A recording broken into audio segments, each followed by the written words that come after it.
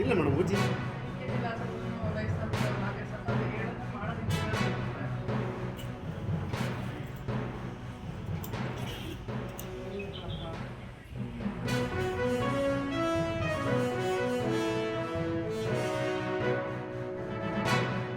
ಹತ್ತು ವರ್ಷದಿಂದ ಬೆಳೀತಿದ್ರು 10 ವರ್ಷದಿಂದ ಮನೆ ಇರಲಿಲ್ಲ. ಅದಕ್ಕೆ ಕಳೆದ 6 ವರ್ಷದಿಂದ ಕಟ್ಟಿದ್ದೀವಿ.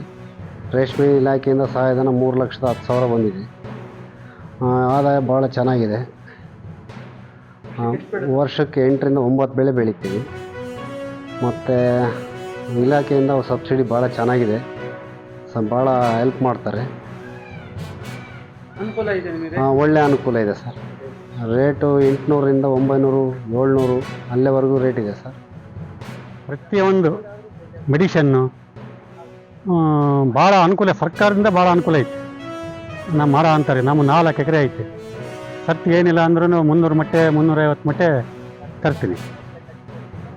ಒಂದು ಹೆಚ್ಚು ಕಮ್ಮಿ ಒಂದು 2 ಎಕರೆ ಮಾಡ್ತೀನಿ. ಒಂದು 8 ಬೆಳೆ ಬೆಳಿತೀವಿ. ಆದಾಯ ಭಾರಿ ಒಳ್ಳೆಯ ಆದಾಯ, ಅದ್ರ ಬಗ್ಗೆ ಹೇಳಂಗೆ ಇಲ್ಲ. 300 ಮಟ್ಟೆ 300 kgನ 25 ಜನ ಬೆಳೆಗಾರ ಇದೆ. ಬೇರೆ ತೋಟಗಾರಿಕೆ ಬೆಳೆಗಳಿಗೆ ನಾವು ಕಂಪೇರ್ ಮಾಡಿಕೊಂಡ್ರೆ ರೇಷ್ಮೆ ಕೃಷಿ ಒಂದು ವಾಣಿಜ್ಯ ಬೆಳೆಯಾಗಿದೆ, ಲಾಭದಾಯಕ ಬೆಳೆಯಾಗಿದೆ.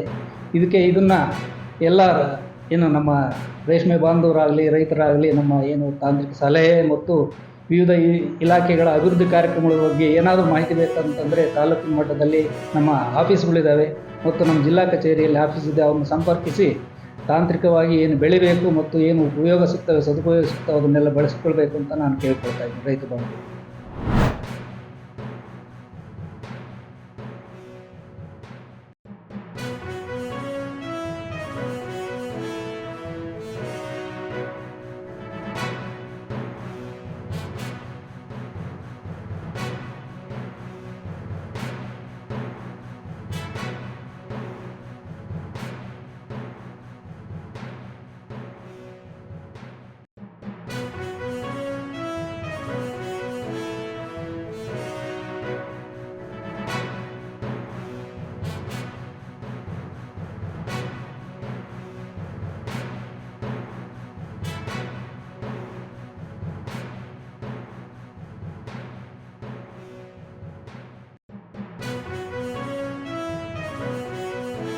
का संपन्न होने से हमारी इंडस्ट्रीज तथा स्किल्ड प्रोफेशनल्स के लिए अभूतपूर्व अवसरों का द्वार खोलेंगे।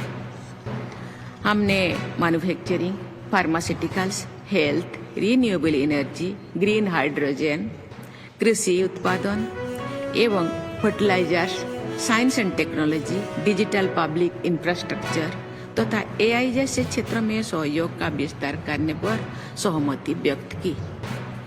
ये सहयोग हमारी दोनों अर्थव्यवस्थाओं की परस्पर पूरक क्षमताओं का लाभ उठाते हुए आगे बढ़ेगा। अपनी यात्रा के दौरान मैं इंडिया रोमानिया बिजनेस फोरम को भी संबोधित करूंगी। रक्षा सहयोग भी हमारी साझेदारी का एक महत्वपूर्ण स्तंभ है। हमने नियमित आदान प्रदान, ट्रेनिंग, कैपेसिटी बिल्डिंग तथा दोनों देशों के डिफेंस इंडस्ट्रीज के बीच घनिष्ठ सहयोग के माध्यम से इस क्षेत्र में साझेदारी को और सुदृढ़ करने पर सहमति व्यक्त